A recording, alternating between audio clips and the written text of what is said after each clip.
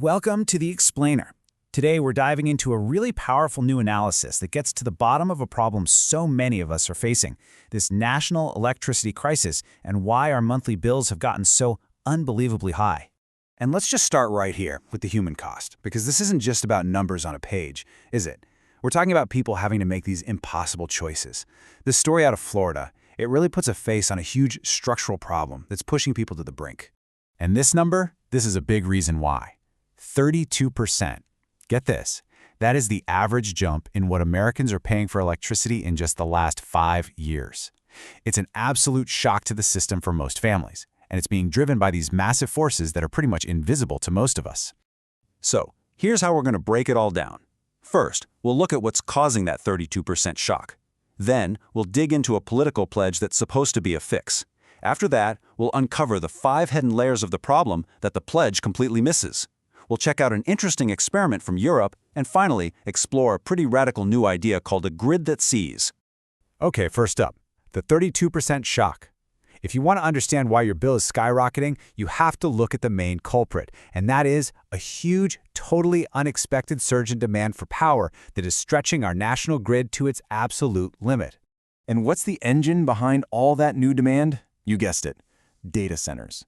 The analysis projects that in just the next 5 years, peak power demand is set to grow by 166 gigawatts. Now, to put that into perspective for you, that is almost 15 times the amount of electricity it takes to power all of New York City. I mean, it's just a staggering amount of new energy.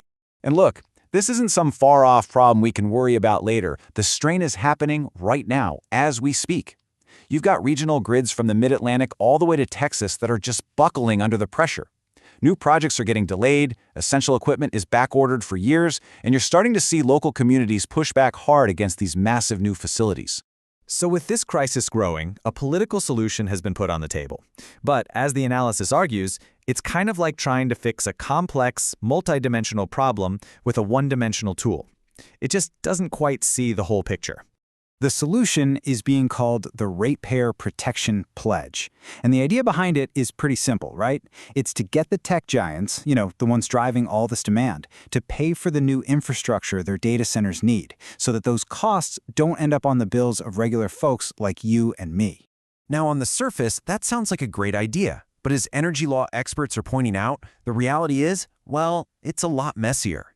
You can't just wave a magic wand, because when you get into the details, it gets really complicated. And the source points out some huge hurdles. For instance, how do you even separate the cost for one specific data center from upgrades that help the entire grid? How do you enforce a pledge when all the energy deals are done in secret? And maybe the biggest one, what about all the data centers built by other companies that aren't even part of the pledge? It's like trying to fill a bucket that's just full of holes. And this is where the analysis really gets to its core argument. The problem is not one-dimensional. If you're only focused on the electricity part of it, you're missing the real story. The true impact of a data center actually has 5 totally interconnected layers. So this reframes the whole thing. It's not just about power lines. You have micro, the impact on local water and ecosystems. Meso, the strain on things like housing and schools. Meso, the way local communities get shut out of the deals. Macro, the effect on the entire grid.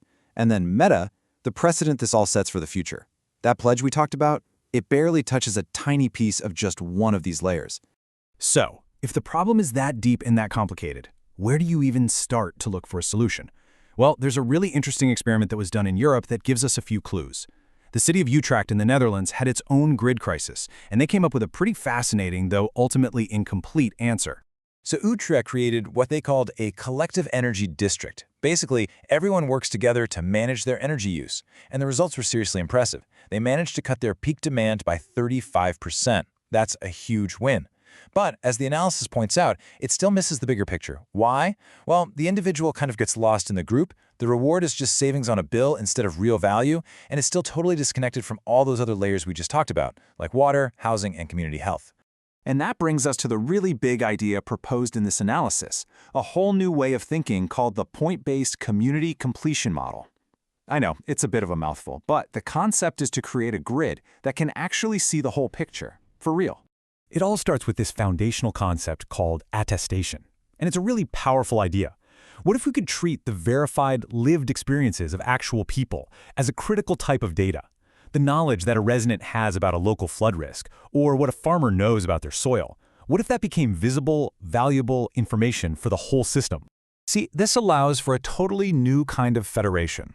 The old model just connects the big institutions, the utilities, the data centers, and it's all based on sensor data. This new model, though, connects everyone, from the CEO to the line worker, from the data center to the person living next door. It combines that hard, objective data with this rich, attested human experience to see the whole system. And this is where it gets really interesting, because suddenly the system can see things that no traditional sensor network could ever pick up.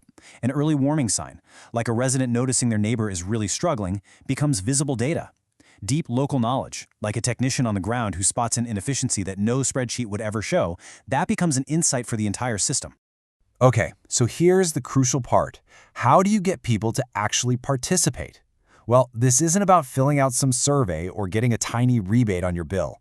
The model proposes that when your unique, attested knowledge helps the whole system make a better decision, you get rewarded with an actual dividend. Your contribution helps complete the picture, and you get a real stake in the value that collective intelligence creates. And the analysis really leaves us with this one big, provocative thought. Right now, our entire system is built to measure and value things like kilowatts and budgets. But what happens when a system is finally designed to see and to value human experience just as much? What if the key to solving this whole crisis isn't just a bigger power plant, but a grid that can finally truly see you?